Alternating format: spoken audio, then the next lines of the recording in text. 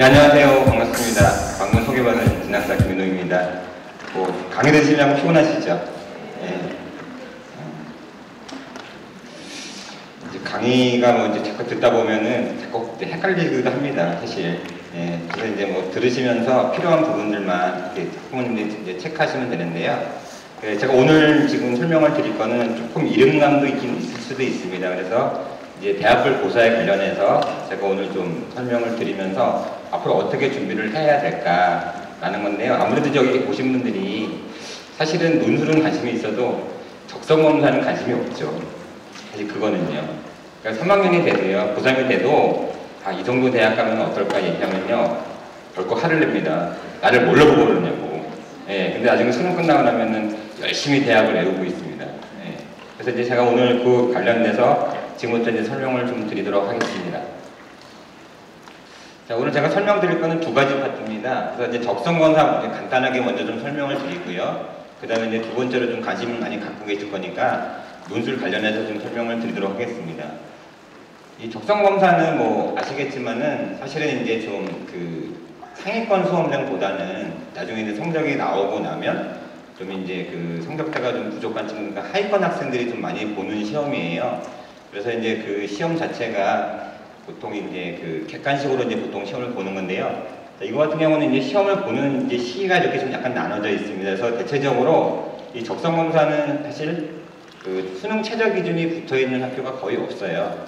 그래서 이제 보시면은 이제 고려대 세종 캠퍼스랑 홍의대 세종 캠퍼스 이 두 군데 말고는 없고, 여기도 솔직히 한계형 3등급이기 때문에요. 사실 이 적성검사는 상대적으로 지금 현재 내신하고 시험 문제 풀어서 가는 건데, 이게 보시면 수능 전에 보는 데가 있고요, 수능 후에 보는 데가 있습니다.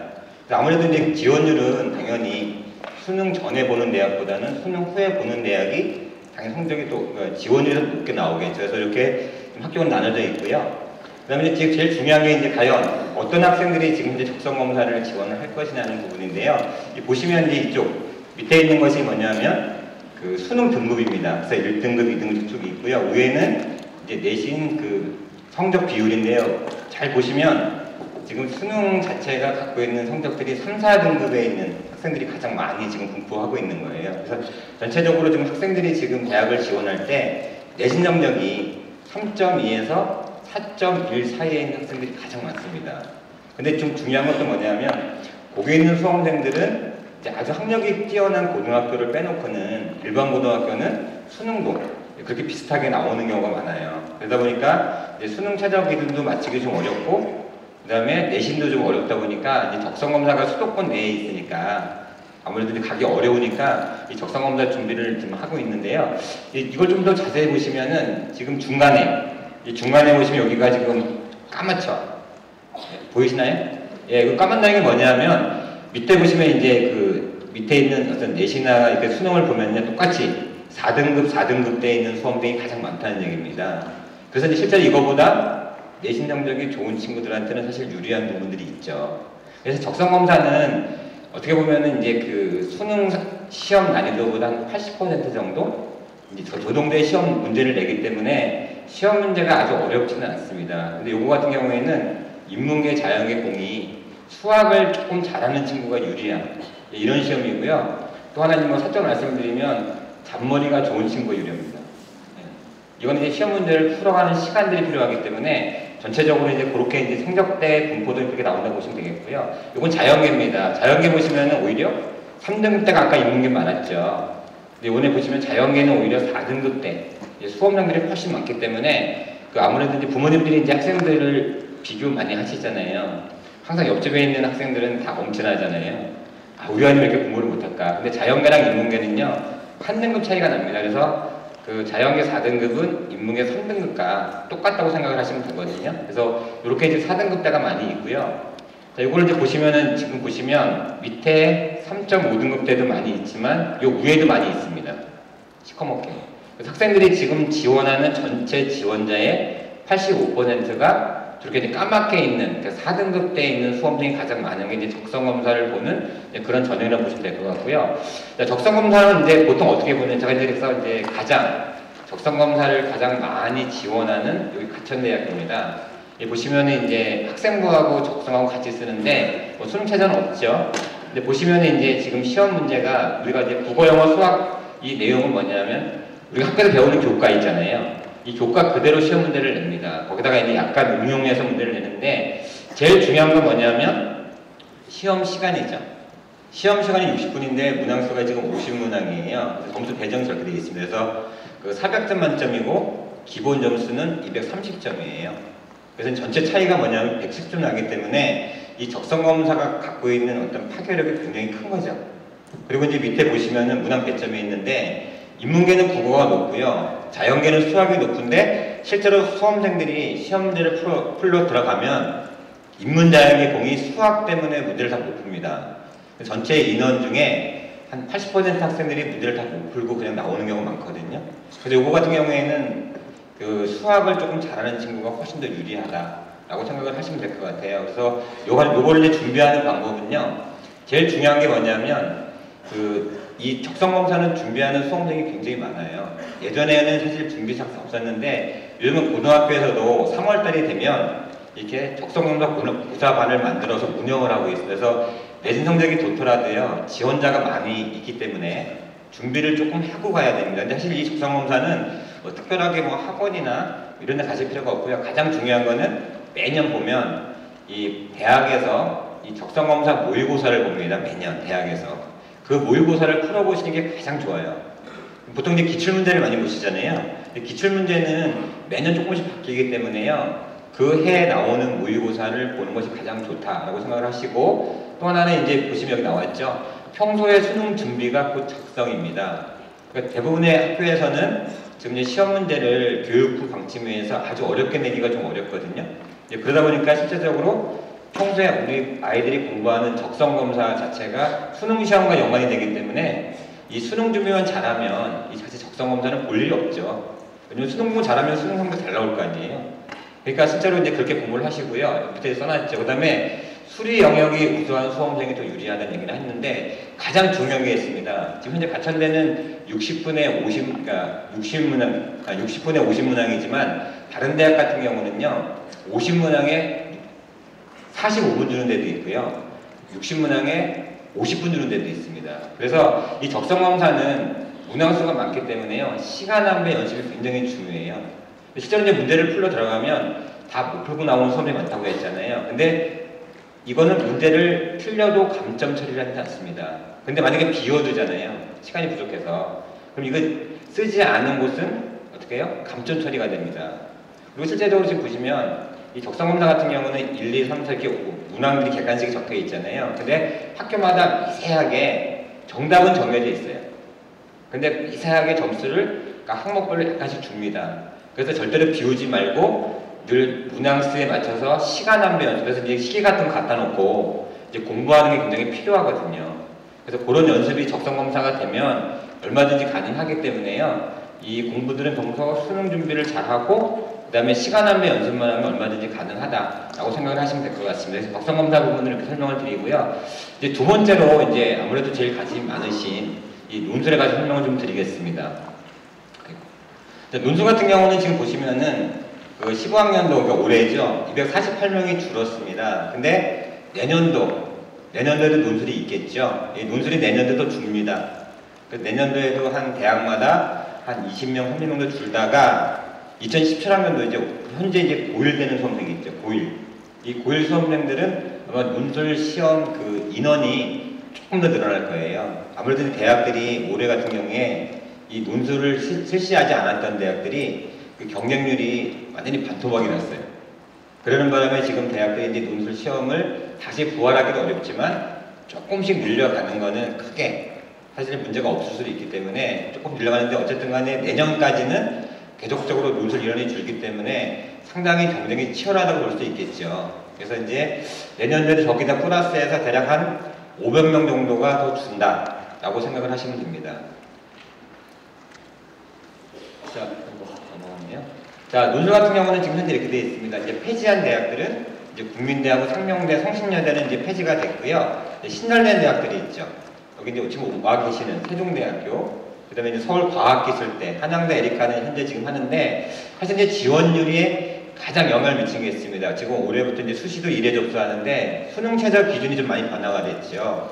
그러다 보니까 이제 수능 성적이 조금 낮아도 실제로 이제 최저 기준만 통과하면 갈 수 있는 어떤 논술 전형이 있고, 그 다음에 정신원이 감소했던 부분도 있고요. 그 다음에 제일 중요한 거는 상위 10개 대학이죠. 우리가 보통 이제 학생들이 얘기를 하잖아요.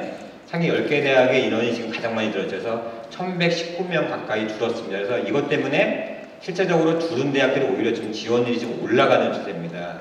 이제 그걸 준비를 하시는데, 또 하나 제일 중요한 게 있죠. 시험이 그러니까 수능 전이냐, 수능 후냐, 이에 따라서 결정이 되기 때문에 아무래도 이제 수능 전에 대학 보는 대학들이 있잖아요. 뭐 연세대학교나 동국대학교나 건국대학교 같은 경우는 실제적으로 보게 되면 지원율이 그렇게 높지는 않아요. 대신 이제 확실하게 내가 이 학교에 붙어도 문제가 없다고 생각하는 친구들만 지원을 하는 거기 때문에 실제 경쟁률 자체는 그렇게 높진 않다는 것이 장점이고, 반대로 여기에 쓰는 단점은 뭐냐면 내가 혹시 수능이 대박 날 수도 있잖아요. 그죠? 우리부터 수능 대박 얘기하잖아요. 그러다 보니까 이제 수능을 잘 봤을 때 여기에 만약에 가게 되면 상대적으로 내가 좀 억울한 생각이 들기 때문에 이제 시험 전에 보는 대학들은 잘 판단을 하셔도 하는 거고, 수능 후에 보는 대학들은 아무래도 이제 수능 시험을 보고 나서 결정을 하기 때문에 결정은 좋아지지만 그만큼 또 어떻게 돼요? 지원율이 상당히 높게 나오죠. 그래서 그런 또 차이가 있습니다. 그래서 그것만 좀 더 기억을 하시고, 아까 말씀드린 대로 16학년도에는 선발 인원이 조금 감소를 하지만 오히려 17학년도에는 조금 늘어날 확률이 좀 많다라고 생각을 하시면 될 것 같습니다. 자, 여기 보시면 수능 전에 논술을 보는 대학들입니다. 그래서 이제 날짜 제가 적어놨는데 날짜는 좀 바뀔 수 있어요. 그래서 건국대학교, 뭐 한양대, 항공대학교는 제일 먼저 보죠. 그 다음에 이제 여기 지금 전체적으로 이제 이런 대학들이 지금 현재 수능 전에 논술을 보고요. 그 다음에 이제 뭐 부모님들이 또 학생들이 가장 많이 선호하는 그런 대학들은 전부 다 수능 이후에 지금 보시면 이렇게 쭉 날짜들이 있기 때문에 이 날짜에 맞춰서 준비를 하는 것이 되게 중요하죠. 그래서 논술 같은 경우는 수능 전에 보는 논술하고 수능 후에 보는 이 논술 시험의 어떤 그 경쟁률이 가장 큰 차이가 난다는 것만 좀 알아두면 될 것 같아요. 자, 그 다음에 이제 가장 중요한 게 뭐냐면, 과연 논술 준비를 하는데 논술을 어떻게 준비할 것이냐를 많이 고민을 하시는데요. 사실 논술은요, 많이 듣고 많이 본다고 해서 논술을 잘하는 것이 절대 아닙니다. 이 논술 같은 경우는 이제 내가 처음 배우는 시기에는요, 한 3개월 정도는 통합 교과형으로 배우시면 돼요.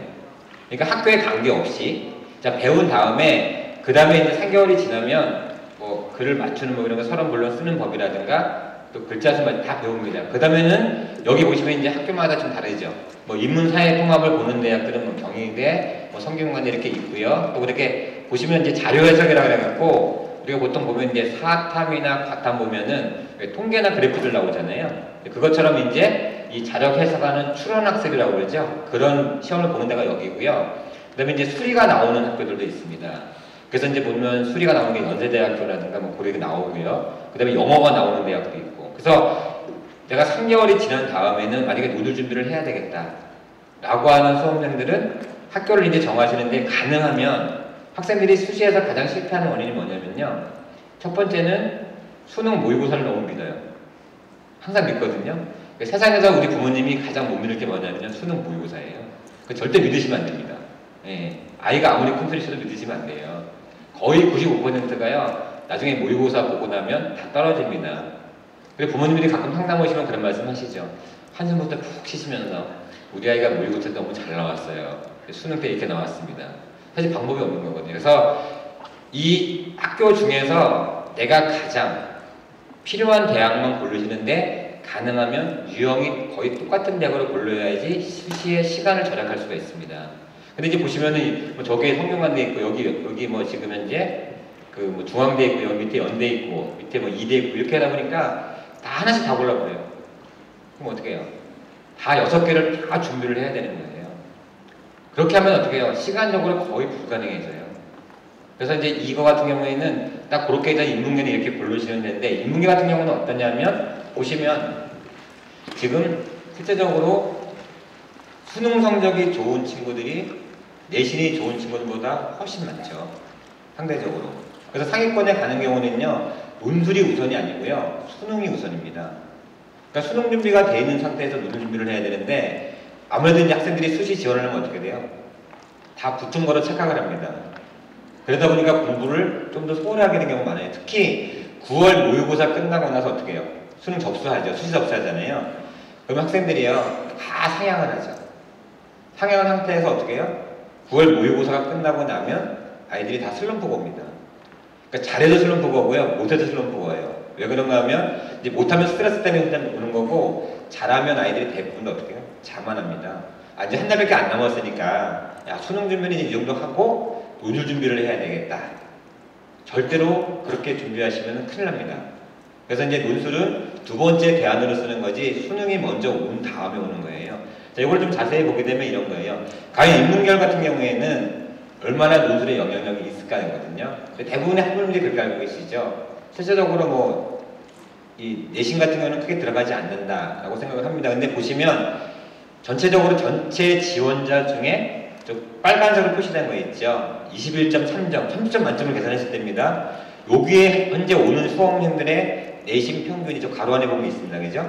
2.35. 그러니까 인문계 학생들은 평균적으로 논술을 21.3점 정도를 맞으면서 내신 성적이 2.35 정도에 오는 친구들입니다. 근데 만약에 저쪽 밑으로 내려가면 점수가 저쪽으로 막 내려가는 친구들은요, 전체적으로 내신이 좋은 친구도 있지만 대체적으로 내신이 별로 안 좋습니다. 그러니까 결국 뭐예요? 내신 성적이 어느 정도 받쳐주면 논술 쓰는 데는 좀 부담이 없어요. 예를 들어서 여기 보시면 지금 그 내신 자체 부분이 아니고 평균 50%의 아이들은 어떻게 해요? 논술이 잘 안 나오죠.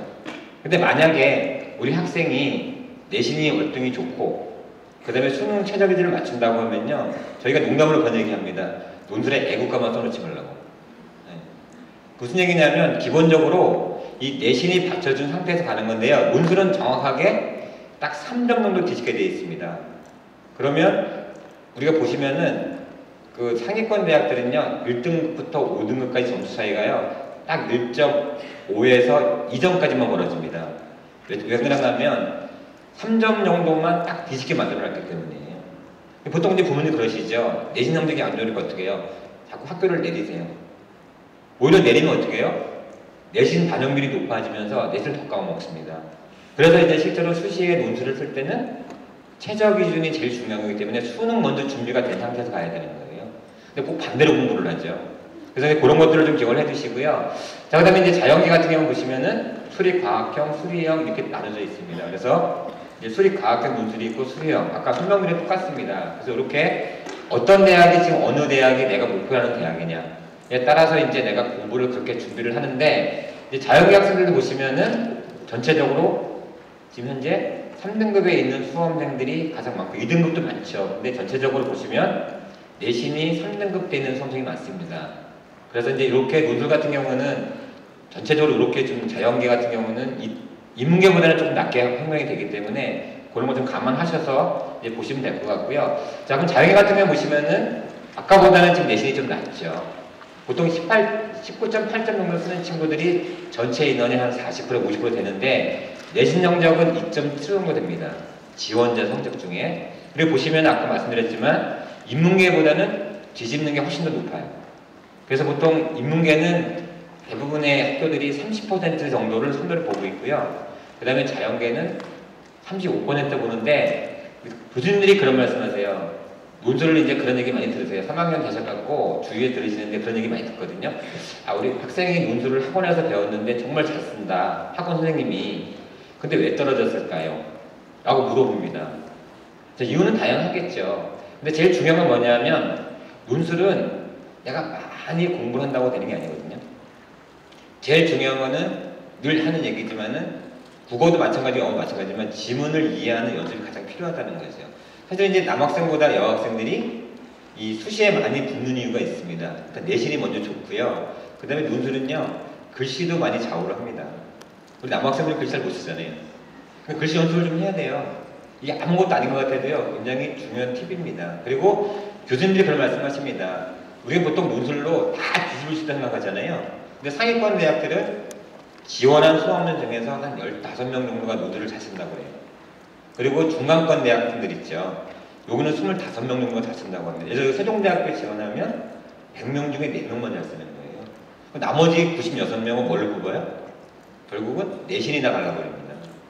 그러니까 평소에 내신 관리가 안 돼 있으면요, 지원하기가 굉장히 어려운 거예요. 합격하기가. 이제 그래서 실제적으로 기본적으로 내신 관리가 된 상태에서 수능 준비가 된 학생들이 문수를 써야만 합격률이 올라가는 거예요. 근데 고3 학생들은 그런 게 많잖아요. 우리 부모님들도 다른 전형 막 준비 못하고 있다가요. 3학년이 딱 됐어요. 수시는 내야 돼, 그죠? 낼 게 없잖아요. 그 제일 만만한 게 뭐예요? 논술이에요. 거기다가 논술은 보니까 우리 아이가 가고 싶은 대학들이 너무 많아. 그러니까 어떻게 다 상향제를 하는 거예요. 그러다 보니까 논술의 합격률이 거의 학교마다 보면요 20%가 채 안 됩니다. 그래서 이제 그런 것들이 먼저 준비가 되는 건 지금 중요하다고 보실 수 있죠. 보시면 실제로 보시면 그렇게 돼 있죠. 학생부 대학별 국가 논술을 보시면 차이가 거의 없죠. 고려대학 같은 경우는 5등급까지 뭐예요? 1.2점 차이 납니다. 그리고 건국대는 좀 벌어지죠. 5.6점입니다. 그 다음에 서강대 1.6, 아주대 6.6, 연대는 0.8이거든요. 자, 이게 무슨 얘기냐면 잘 보시면 학교가 높을수록 내신 반영 비율이 좁아지잖아요. 근데 학교가 내려갈수록 어떻게 해요? 내신 성적이 벌어지죠.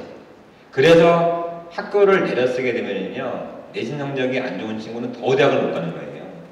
저걸 커버할 수 있는 방법 딱 하나밖에 없죠. 수능을 잘 보는 수밖에 없습니다. 그럼 학교가 어떻게 자동적으로 올라가죠. 그래서 내신을 커버하는 거예요. 근데 이제 우리 부모님들 학생들이 제일 고민이 그거예요. 논술을 쓸 때 있어서 내신 성적 얼마 정도 받으면 좋습니까? 잘 받으면 좋죠. 근데 문제는 뭐냐면 내가 상위권을 지원하는 수험생들은요 인문계 같은 경우는 3.5등급 정도, 자영의 학생들은 4등급 정도 안에만 들어오면 아무 문제가 없어요. 그리고 이제 중간권 대학 가는 친구들은 인문계 같은 경우는 2.4등급 정도, 자영의 학생들은 2.8등급 정도만 들어오면 내신에서 깎이는 부분이 없습니다. 그러니까 아이들한테 너 1등급 받아라, 1등 받아라고 막 얘기하실 필요가 없는 거예요. 그러니까 서로 중간에 타협을 보시면 돼요. 어차피 우리 아이가 서울대를 지원할 게 아니라면 서로 양보를 하시면 돼요. 서울대 지원할 거면 당연히 내신 등급이 1등급 안에 들어가야 되겠죠. 그런 차이입니다. 자, 그다음에 이제 논술도 보시면은 대학별로 급간 점수가 있어요. 지금 보시면은 건대 같은 경우는 1등급부터 5등급까지가 5점 차이가 나죠. 논술 급간 점수가. 경희대는 12점, 동국대는 40점, 시립대는 36점. 그러니까 실제로 보시면 중앙대 같은 경우는요 4점밖에 차이가 안 난다는 건 뭐예요? 논술의 영향력이 그렇게 크지 않다는 얘기입니다. 저기 뭐가 커요? 수능 최저가 엄청 높잖아요. 그러니까 수능 최저가 거의 강남을 결정한다고 보시면 돼요. 통과하고 나면 어떻게 해요? 중앙대 쓰는 친구들은 어디로 가요? 한양대로 가고, 그죠? 위로 다 올라가잖아요. 넘어가는 거죠. 근데 예를 들어서 동대 같은 경우는 지금 40점이 지금 차이가 나면 거의 논술로 다 뒤집을 수 있다는 얘기입니다. 근데 그런 것들을 좀 감안하셔갖고 이제 논술을 쓰시는 것이 되게 중요하죠. 자, 그 다음에 이제 논술 같은 경우가 내신 어떤 차이가 있는지 보면은요, 일반적으로 지금 아까 설명드렸듯이 학생부하고 논술은 1.7등급 안에 있으면 논술 영향력이 굉장히 적어요. 제가 농담을 말씀드렸었잖아요. 수능 최저 맞추고 학생부가 1.7등급 안에 있으면 애국가만 써놓지 말아요. 그 얘기를 한 거예요. 그리고 이제 보시면 일반적으로 2.58등급이 수험생들의 논술 영향력이 가장 큽니다. 이 정도 성적대에 있는 친구들은 수능 최저를 통과한 학생들 기준입니다. 수능 최저는 통과 못하면 방법이 없으니까요. 그럼 머릿속에 지워버리셔야 돼요. 아, 수능은 기본적으로 지원 자격이기 때문에. 자, 그래서 그렇게 되고, 혹시 이제 우리 부모님들 중에, 학생들 중에 조금 고등학교가 좋은 데들 있잖아요. 뭐 자사고도 있고, 외고도 있고, 그런 고등학교 같은 경우는 3.52에서 4.45등급대가 가장 논술에서 뒤집을 수 있는 여력이 있는 곳이에요. 그러니까 우리 부모님들이 너무 아이들한테 야, 너 1등급 맞으라고 너무 강요할 필요도 없고요. 그 다음에 뭐 학생도 있잖아요. 1등급 받으려고 스트레스 받을 필요가 없어요. 그래서 내가 말씀드렸죠. 어느 정도만 타협을 보시면 내신 때문에 아이가 공부에 스트레스 받을 일은 없다는 거예요. 논술을 쓰는 경우에. 그래서 그런 게 있고요. 그 다음에 우리가 얘기하는 상위권. 상위권은 이제 보통 이제 그 10개 대학 얘기를 하죠. 그래서 수능과 논술은 거의 비슷해요. 그래서 가장 우선적인 게 수능, 논술, 내신 순이에요. 그래서 내가 내신이 안 좋은 친구들은요, 학교를 내렸으면 절대 안 됩니다. 갈 수가 없으니까. 그 다음에 이제 중간권 학교는 어떻게 돼요? 내신, 수능, 논술인데, 이게 무슨 얘기냐면, 제가 아까 말씀드렸잖아요. 적성검사를 보는 대학을 고3 때 아이들이 상담을 왔는데, 야, 넌 성적이 안 되니까 이 정도 대학 가야 된다고 얘기하면, 저한테 화를 내죠. 도대체 나를 뭘로 보고 그런 대학을 가라고 하냐고. 지금 당장 물었습니다. 지금 이제 3학년 언제 접수하고 있죠. 근데 지금 전수업소 하는 거 보면은요, 아직도 여전히 자기 자신이 어디 있는지를 몰라요. 여전히 자기는 아직도 연고들 같이 생각하고 아직 안 쓰고 있는 거예요. 나중 돼야 되거든요. 그게 뭐냐면 학생들이 준비를 할 때 중위권 대학들 아예 지원자 중에요 98%가 논술 준비 하나도 안 하고 옵니다. 그러니까 그 말씀하시는 거예요. 25명에 1명꼴로 잤습니다. 결국 뭐예요? 논술 준비 하나도 안 하고 왔으니까 논술 시험 점수는 어떻게 해요? 다 비슷하죠. 결국 내신이 갈라버리는 거예요. 그러니까 그걸 알고 준비를 해서 기본적으로 내신이 돼야지만 논술에서 좋은 결과를 냅니다. 그게 이제 그런 부분이라고 설명을 드리고요. 자, 그 다음에 논술을 어떻게 준비하냐. 제가 이제 좀 설명을 드리면, 논술 난이도는요, 지금 교과서하고 EBS 교재, 이 기본입니다. 우리가 지금 수능 준비하는데 EBS 교재 준비하고 있죠. 그리고 실제적으로 지금 논술이요, 교과서 문제를 교수님들이 약간 변형해서 냅니다. 결국 이제 EBS 교재도 교과서랑 연결이 되어 있으니까. 근데 왜 EBS 교재를 봐야 되냐면, 우리 고등학생들이 배우는 그 교재가 몇 종인지 혹시 아세요? 혹시 모르시는가요? 중학교 때는 8종이었죠. 근데 고등학교 때는 18종입니다. 제가 욕해가지고. 예. 그게 뭐냐면 그만큼 커진다는 거예요. 이 종류가. 근데 우리 고등학교 내에서 어떻게 배워요? 한 종만 배우잖아요. 그러니까 교과서 하나만 배워가지고는 논술을 풀 수가 없어요. 그래서 EBS 교재 자체가 18종 교재를 만들기 때문에 교과서 EBS 교재를 같이 보는데, 그래서 뭐예요? 학교 공부를 최선을 다해서 해야 되는 거예요. 아이들 그렇잖아요. 밤 늦게까지 공부하고 학교 가서 계속 졸아요. 그렇게 공부하면 아무리 열심히 공부해도 성적이 안 오르는 거예요. 그래서 그게 이제 기본적인 거고, 두 번째는 뭐예요? 말씀드렸듯이 대학별에서 매년 모의 논술을 봅니다. 이 논술고사는요, 무료로 지원할 수 있습니다. 요즘 대학에서 보면 홈페이지 가시면 온라인으로 무료 신청하게 돼 있어요. 그걸 가지고 해주면요, 대학에서 뭐까지 해줘요? 첨삭까지 다 해줍니다. 우리 학교에 아이가 적합하게 썼는지. 근데 이거는요, 매년 3월달 되면은 뜨기 시작하기 때문에 꼭 챙겨서 보세요. 3월달에는 홈페이지 들어가셔서 꼭 보시고, 저거 있으면 무조건 신청해서 보세요. 만약에 내가 가고 싶은 대학이라면. 자, 그 다음에 또 뭐가 있냐면, 이제 글쓰기를 꾸준히 하는데 아까 말씀드렸죠. 3월 상결론을 배우면 사실 그때부터는요, 배울 게 없어요. 선생님이 말씀하시는 내용들은 글을 쓰는 법을 가르쳐주는 거지, 내가 글을 써보지 않았기 때문에 모르는 거거든요. 근데 왜 학원을 다녀야 되냐? 이거 해줄 사람이 없잖아요. 그렇잖아요. 그래서 이제 3개월 지난 다음에는요, 가장 중요한 거예요. 첨삭을 꾸준히 봤는데, 지금 현재 2학년 친구들 같은 경우에는 논술을 그냥 2개월에 한 번 정도 써보는 연습만 하는 게 되게 중요하고, 그러니까 논술을 그제 열심히 돈 내고 할 필요가 없어요. 우리 이제 3학년 올라가는 친구들 있죠. 3학년이 곧 되잖아요. 이 친구들은 만약에 내 논술로 가야 된다면, 여름방학 전까지는요, 한 달에 많아봐야 2번, 근데 대부분 3주에 한 번 정도만 글을 써서 첨삭을 받으면 됩니다. 근데 이제 학원을 다닐 수도 있고요. 인터넷 보시면은 이 논술도 요즘은 첨삭을 해주는 인터넷 강의 방송들이 있어요. 거기에 들어가셔서 서로 주고받고 하면 되거든요. 그래서 논술을 전혀 안 한 사람은 학원을 좀 다니시긴 해야 돼요.